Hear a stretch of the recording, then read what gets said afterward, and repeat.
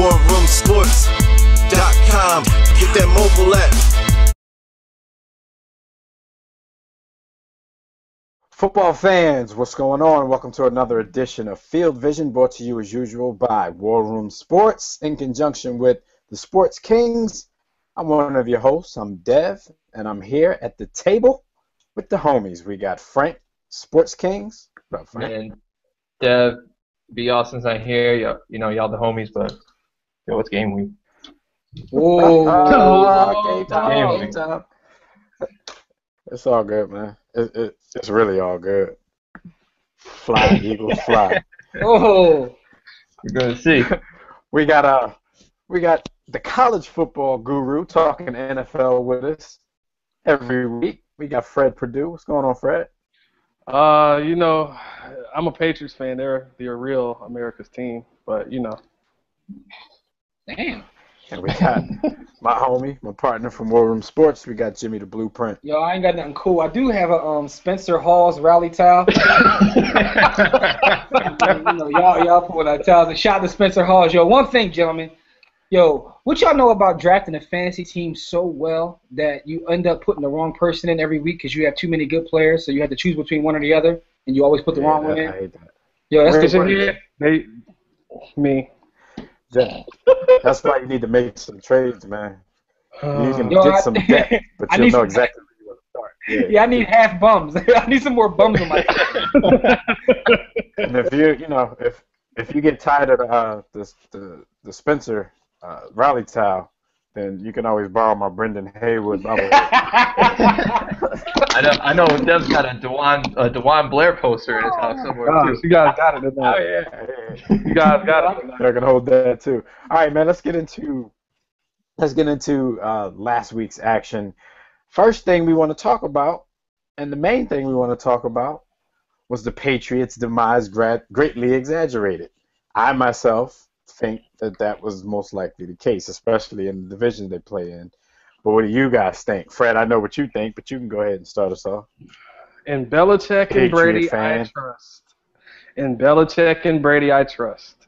Belichick has never lost back-to-back games in the regular season. Plain and simple. I mean, it's hard to do that. It's hard to do that in the playoffs too, considering once you lose, you're gone. So. But that defense actually looked good, and Tom Brady looked like he looked like the Tom Brady I've always known. He came out very intense. He even spiked the ball, and I'm just not used to Brady spiking the ball or running it all. But defense looked good. So. Yeah, that chip on his shoulder, man. They had a tough week in the media. Everybody's coming at their necks. Personally, I think everybody just made this knee-jerk reaction because they got blown out, last week.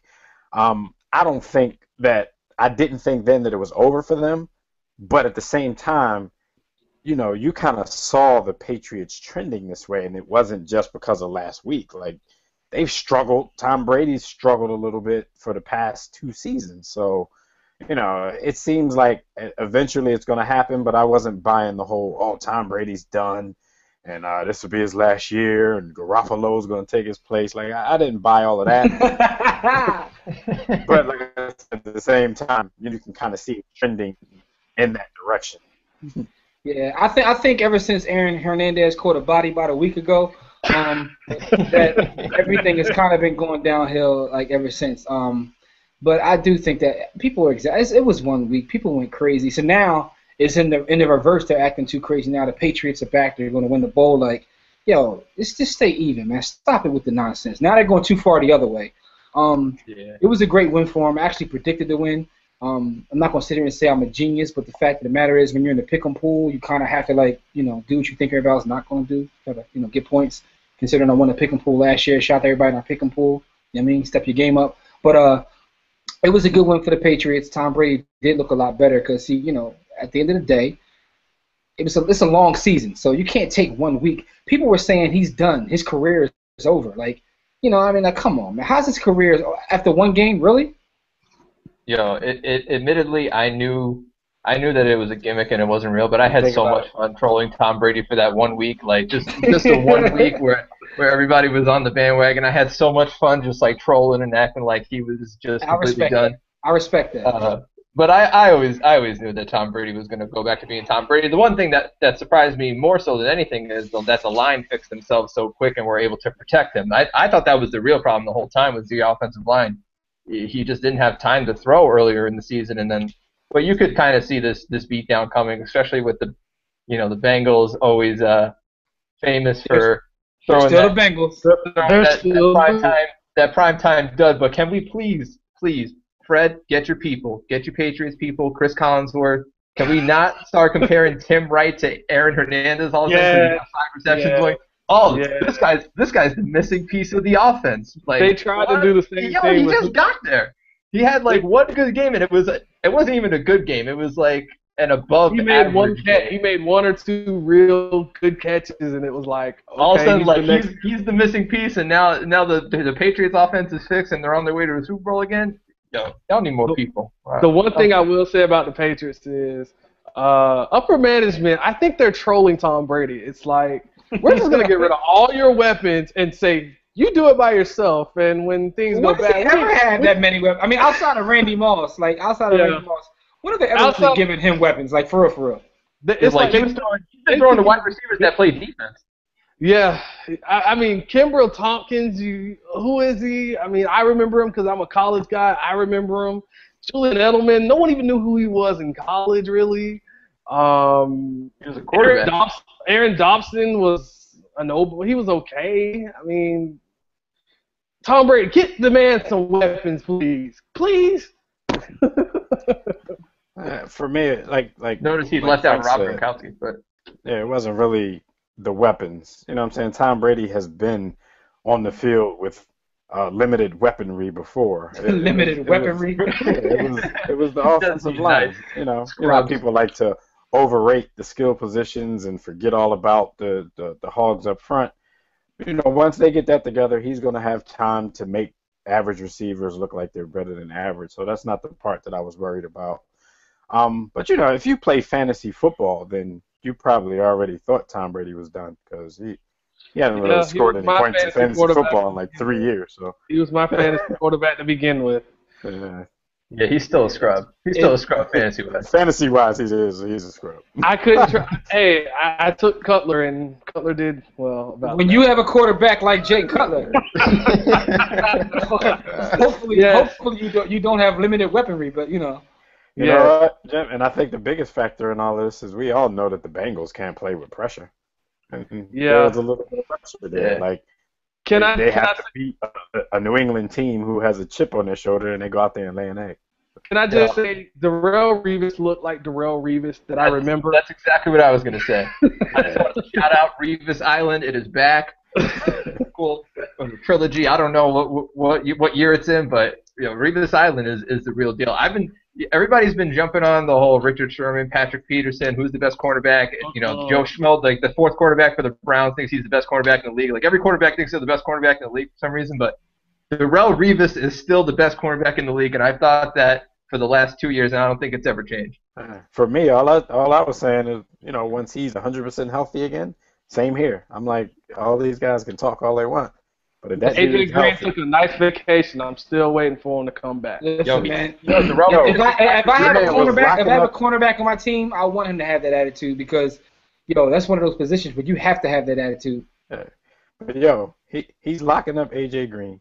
He gets hurt. He's laying on the field for 5 minutes. He goes into the locker room. He comes back out and he locks him up some more. Like, dang. I'm telling you, Darrelle Revis is Dr. Dre. Y'all forgot about Revis. They're both on steroids. Dr. Dre or Roy Jones. We don't want him to be Roy Jones. I mean, he'll get stretched a couple times. Oh man, don't go Roy Jones. Don't do it. Don't. So we all agree that the Patriots' demise was greatly exaggerated by a lot of knee-jerk reactions. That's what we're used to seeing in the sports world. But how about the NFC East? Can we get a reset on the NFC East? Because coming in, most pundits pretty much thought this was going to be, if not the worst, one of the worst divisions in football. Second worst. They were thinking maybe the Eagles would run away with it. I mean, we have a lot of football to play. We just, passed the quarter pole. But it's looking pretty surprising so far. I mean, you have the Cowboys tied atop the division with the Eagles at 4-1. You have the Giants right behind them with a big game coming up this weekend against the Philadelphia Eagles. They can possibly, cause a three-way tie if they were to beat the Eagles, and Dallas would lose to Seattle in Seattle. So what do you guys think about this division? Does anybody want to change their pick from earlier in the season, or is it not that No, serious? I'm still going to stick with Chip Kelly and the Eagles. I will be honest. I thought that this division would be like giraffe feces to start the season. I think it was going to be like the second worst because that division up there that Fred teams plays in, that's I can't remember the last time that division was any good, to be honest with you. Yeah, But because the Patriots could be done, but they'll still win the division. the Patriots might win the division at like 6-10. But with that being said, the NFC East, it's competitive football. I mean, the Redskins stink, but we all thought the Redskins. Well, I know I picked the Redskins to finish in last and to stink, but the Giants' offense seemed to waking up. But I know they have the coordinator and Eli had to get comfortable or what have you, but Eli is sharp. Eli's the only quarterback I know that can, on the same drive, look like the absolute worst quarterback I've ever seen. And then in like 2 plays later, he looks like the greatest quarterback I've ever seen. How he does it is, I don't know, but he's like both. Like he's the worst and best at the same time. Bipolar quarterbacking. What Jimmy just described is life as a Giants fan. That is being a Giants fan. Watching Eli be the best quarterback and the worst quarterback in 2 consecutive plays, it's just impossible. It's amazing. But Same for the whole team, Frank. Y'all win a Super Bowl and then won't be Jack, and then win a Super Bowl a couple years later. In terms of Dallas, they're winning in the trenches. Their offensive line is dominating the line of scrimmage. By the time DeMarco Murray, it's my fantasy running back, by the time he gets touched, it's like, he's already got 5 yards. So that's amazing to see, and it opens up. It's like they're running to set up the pass from before they would do the opposite. And, we all said they should just run the ball more. Now that's opening up the pass. So, I mean, they look like they can be a competitive team, specifically on the offensive side. Defense still scares me a little bit. I'm not going to get my B. Austin to break everything down, but their secondary is still suspect in my opinion. And the Redskins stink. So, the Eagles, the Eagles still have so much talent that I'm going to stick with my pick in terms of the Eagles to win. Shady, I don't know what's going on with you. I know the offensive line is having trouble, but you got to stop doing the mashed potatoes as soon as you get the ball. Leave him a tip. As soon as he gets the ball, he's dancing, man. And ever since you messed up with that tip, it's bad karma.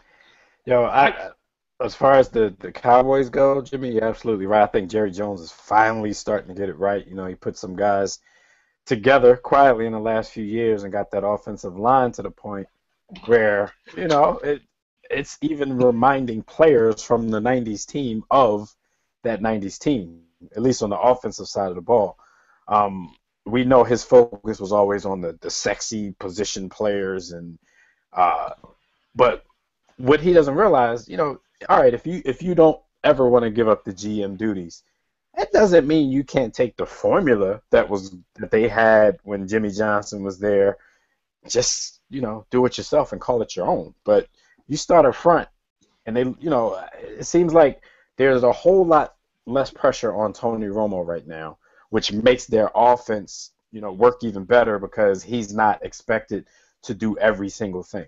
And I don't understand what took them so long to figure that out, because he used to have to do a lot of heavy lifting, and the laws of averages says if you throw as much as he did, then eventually you're going to make a mistake. And his mistakes always came at big times, even though, statistically speaking, Tony Romo is one of the more clutch quarterbacks in the NFL. It happens as soon as you take up for him. Tony Romo ain't that bad. He tell people that he throw the bad interception. 2 seconds later. Well, I'll say about just like you guys said, that offensive line. Drafting first-round picks on the offensive line does wonders for your team. Travis Frederick and the guy from Notre Dame, his name's escaping me right now.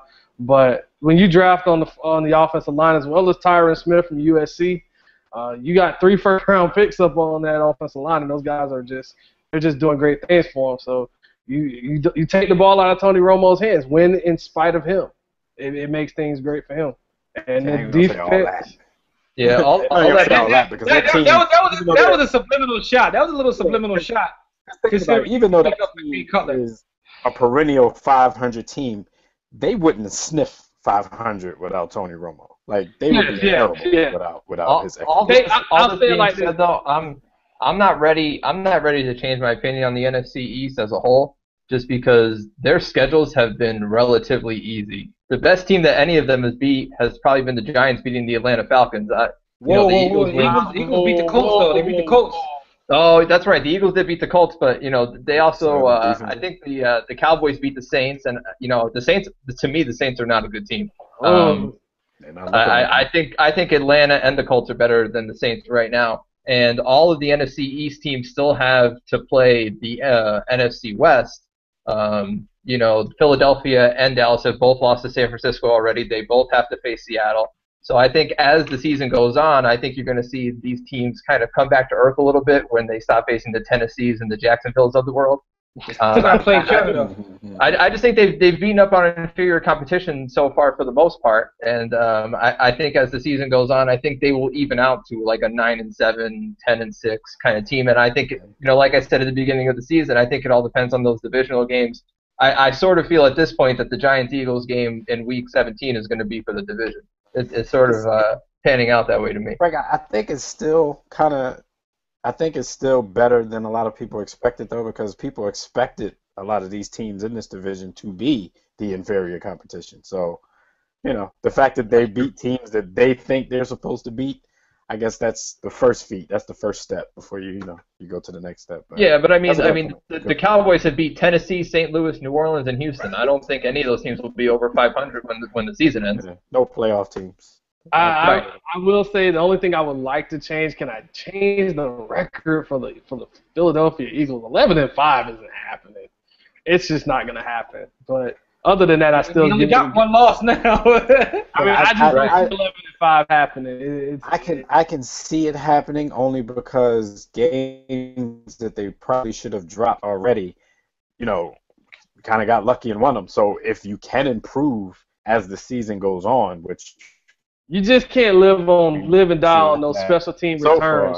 On special teams and on second half performances. I mean, the Eagles' next 5 games are versus the Giants, at Arizona, at Houston, versus Carolina, at Green Bay. That's very some good defense. They can go 1-4. They can go 1-4 in those 5 games, and I would not be shocked. If you can improve, then you'll be in good shape, because this is a team. If you look at them, like they never have 2 units playing well at the same time. In the beginning of the season, it was all offense, no defense. Special teams have probably been the only consistent unit the whole time. But if you can get the offense when, they've scored 2 touchdowns in the last 2 weeks, but what they can do. If you can get that unit playing like they were when they were scoring 34 points a game by themselves, and you can get the defense playing each game, and you have the consistency of the special team could be scary. But I think the team is mistake prone. Like they do a lot of things to shoot themselves in the foot. Nick Foles right now is a little, I'm not going to call him gun shy. I think the offensive line in his head. If you look at how many deep balls he's overthrowing, I think it's because he's pulling the trigger too quick, because his clock is a little fast, because he's a little nervous because of the line situation. So as that gets better, hopefully, he can calm down. You'd be gunshot too when time you say hike or go, someone's about to hit you. I think you'd be throwing the ball too.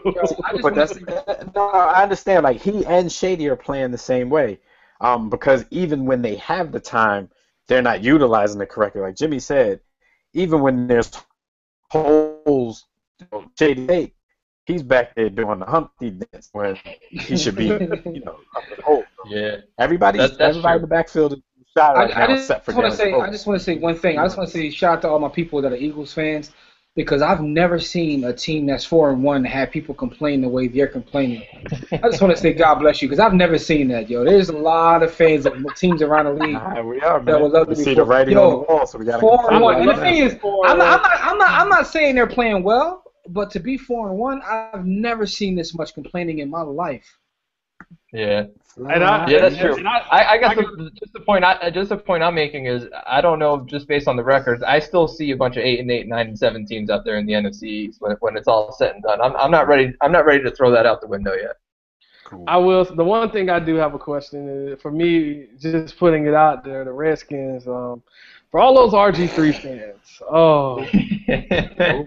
do you want RG3 back, or do you want someone that can? I mean, Kirk Cousins isn't a world beater, but he looks better than what I've seen from RG3. The only thing I want to say about the Washington Redskins is that they have the best storyline of the bad teams in the league. I love hearing Washington Redskins fans just go back and forth every single minute. Like, as soon as Kirk Cousins makes a good throw, like, oh, he's the future. And then he throws an interception, like, yo, when RG3 coming back? It's like, yo, you gotta make him. And RG3 has to teases the fans by coming out like he's warming up with the team. He's got his little sleeve on, looking all pretty, and his pink. And whoa, like the Redskin fans are just going through it during the games. Yeah, the Allen Iverson braids from like '98. Against your Giants, with a lot of people who jumped off the Kirk bandwagon with. They didn't realize at the very least 2 of those interceptions came after the game was already decided. That was just desperation, right. But he was just the game was already done. But there's a lot of judging of him going on as if he was throwing those picks in the midst of a good game. Like, come on, people. I'll give the Redskins one good thing from the other night. They actually fought, because they could have just checked out against the Seahawks. They could have checked out. Listen, but they did. Listen, they're taking more victories like you, because there's a controversy going on down here about a couple of people being jovial in the locker room after that, and then you heard Arakpo actually say, "We went toe-to-toe with the champs," and he sounded proud of that. Like, listen, man. The Seahawks weren't even. They were like playing like half speed. And they were like, Percy Harvin scored 3 times, and they didn't even give it to him. I mean, that game, minus some penalties, that game was a blowout. I mean, the Washington football team. I will say this: I love watching them play nationally because of all the commentators who refuse to call the team their name.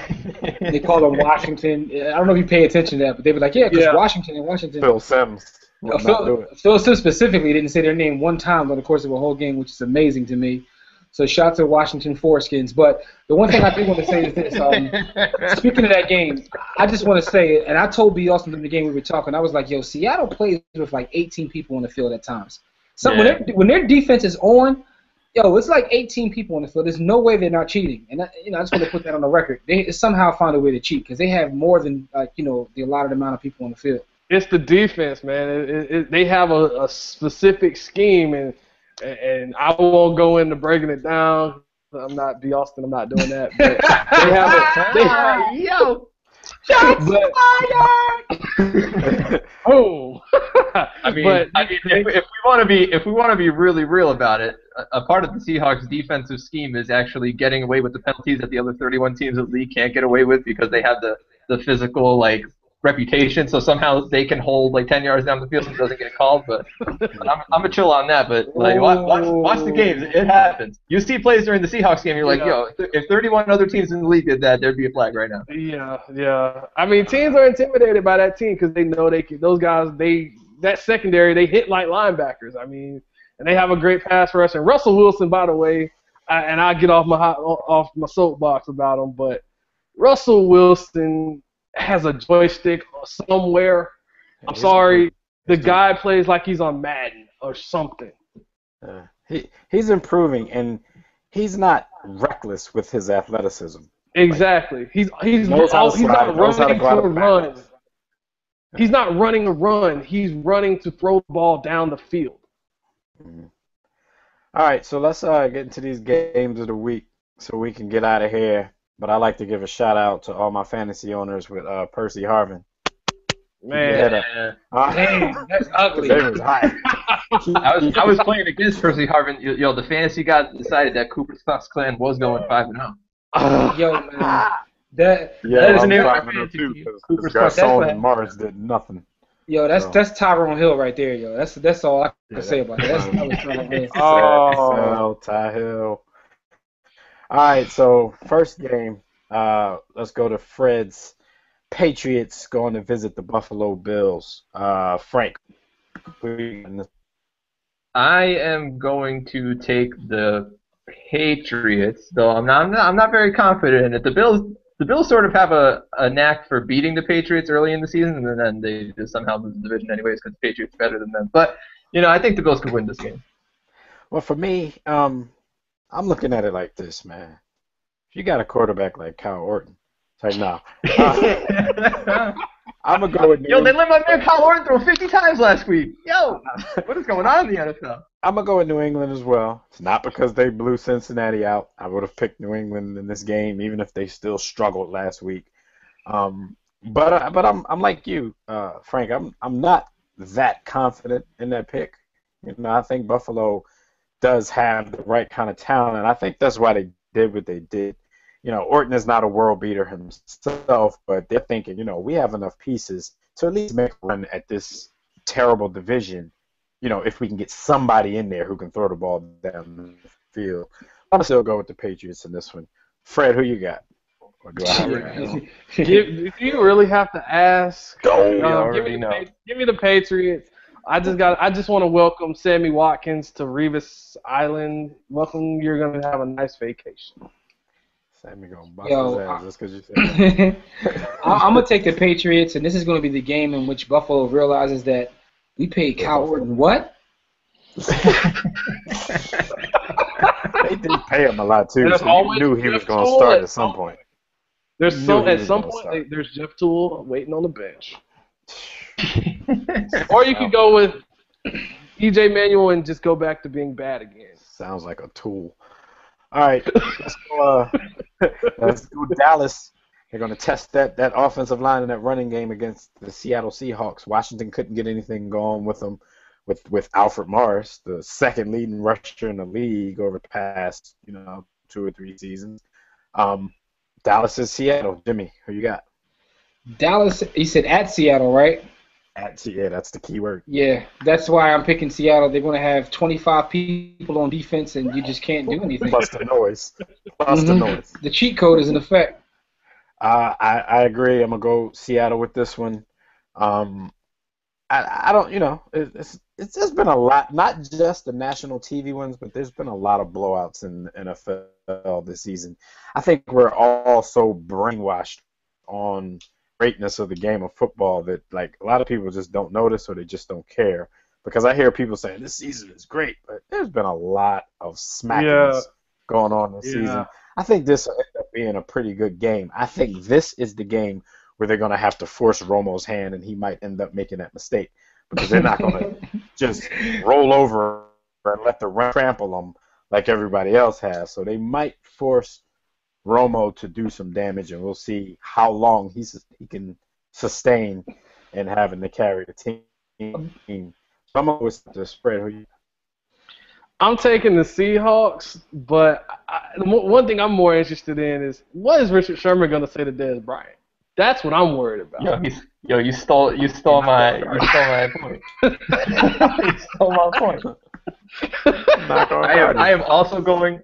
I'm going with the Seahawks in a complete blowout. I think it's going to be pretty horrific out there. I think it's going to be one of those blowouts. But like Fred, I am predicting that there will be three what I call hold me back fights between Dez Bryant and Richard Sherman where they talk, they brag in each other's ear just waiting for the rest of the team to get by him and so they act like they're about to scrap but they're not actually going to.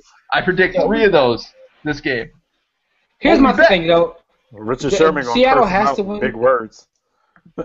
Seattle has to win. Can you imagine Cowboys fans if they somehow won this game? Yeah, it would. Oh man, you'd never hear the end of it. Jimmy, could you imagine Washington fans if had they won? They would have been right back in the Super Bowl hunt. If Dallas wins this game, you'll hear the triplets part 2, Romo, Murray, and Bryant. You'll just hear that all over again. Richard Sherman is going to call Dez Bryant unsophisticated. Don't ask him about his mom now. Don't ask him about his mom. All right, so the last game we're going to talk about real quick, give our picks for the NFC East battle. Frank's New York Giants against my Philadelphia Eagles. Let's start with Frank. Who you got? Yo, I got to tell you, I am feeling so confident that the Giants are going to win that there is no doubt that they will lose 28-7. No doubt in my mind. I'm feeling way too confident as a Giants fan for this to turn out well. My life as a Giants fan knows that when you are too confident in your team, there's no doubt that Eli is going to go out and throw 4 interceptions, and it's just going to be terrible. Because I'm feeling way too confident. I feel like they're just going to roll over the Eagles. No confidence in Rashad Jennings and Andre Williams? None? Well, Rashad Jennings is out. It's going to be the rookie. Oh, Andre Williams. Yes, I forgot about that. Yes, Andre Williams. I have confidence that my team is going to improve like I talked about earlier. I'm hoping they have a Patriot moment where they're tired of people talking about them. They're tired of being the doormat of the 4-1 teams. Like, you're 4-1, but you stink. You got the best record in the league, but you're trash. By the way, Jacksonville scored, 17 on you in the second half? Good luck. No, Jacksonville scored 17 in the first half. And yes, I'm sorry. Yeah, they scored 17 in the first half. I do want to say, my pick is officially the Giants. Yeah, that was all short field, though, Fred. That was short field, Jacksonville, and they did that. They scored 14 of those in the first quarter. So they got beat 34-3 for 3 quarters. Yeah, true. Actually, the Eagles didn't score until the second half. But I don't want to depend on that tale of 2 halves. I think they're going to put it together. I'm going to give the Eagles the benefit of the doubt, Frank, because they're playing at home. I think if we were playing in the Meadowlands, I think I would pick the Giants right now, but I'm going to pick Philly. So, Frank picks his team. I'll pick my team. We'll see how the chips fall. Fred, who you got? Oh, this is tough. Let's flip a coin. No, seriously. Let me get the Eagles. I don't trust. Eli's coming back down to earth. Damn. Eli's going to throw about 4 picks. He's probably going to fumble once. It's going to be an ugly one. We don't have D-backs that will catch 4 picks. Yo, you know what's crazy? You know what's crazy is that I just said Eli was going to throw 4 picks, but when Fred said it, I was ready to just go down to Florida. I was like, nah, nobody talks about my quarterback like that. Only I can talk about my quarterback being terrible. You pulling a Terrell Owens? That's my quarterback. That's my quarterback, man. Yeah, give me the Giants. Give me the Eagles. Give me the Eagles. I don't believe in Eli to win one consistently. And because Devin is throwing an Eagles towel at my face, but All right. Well, to me, this game is a toss-up. And when I have toss-up games, I go with the home team unless it's the Jaguars or the Raiders. Therefore, I'm going to pick the Eagles. And I couldn't do a show without taking the shot at the Raiders. You guys stink. But I'm going to go with the Eagles this game. I'm actually looking forward to this game. It's one of the better games of the weekend. So, I'm looking forward to it, but I'm going with the Eagles. Yo, shout out to Roger Goodell for sending the Raiders and the Jaguars to London. Hey, let them stay there. Send them away. Evenly matched team. We'll just give 3 to the home team. All right. And throw a towel at us too. But All right, is that your way of saying the Eagles are going to throw the towel in? Not yet. Maybe week 12. But look, everybody. Like we always tell you guys at the end of these videos, man, make sure you subscribe to the page so you know when there's a new Field Vision out. We didn't do one last week. We apologize for that. Just make sure you like the actual video, leave your comments, give us your opinion on everything we talked about, and give us your picks of the 3 games of the week we just gave ours on. Tell us about the NFC East. Tell us about your thoughts on the New England Patriots. Look, man, for all your sports needs, you can definitely check out F Purdue Sports on Twitter. Go to Sports-Kings to see what the Sports Kings got going on. NFL, NBA, NHL, MLB, everything. And you can check us out and everything we do at warroomsports.com. So like we always tell you guys, don't accept mediocrity. Be steadfast in the war against ignorance. See you chumps on top. Yo, why does Eli look like he can't pass the sobriety test? Oh. Wait, it's the war room with 5 nights at the round table. 5 Philly guys, diversified and educated.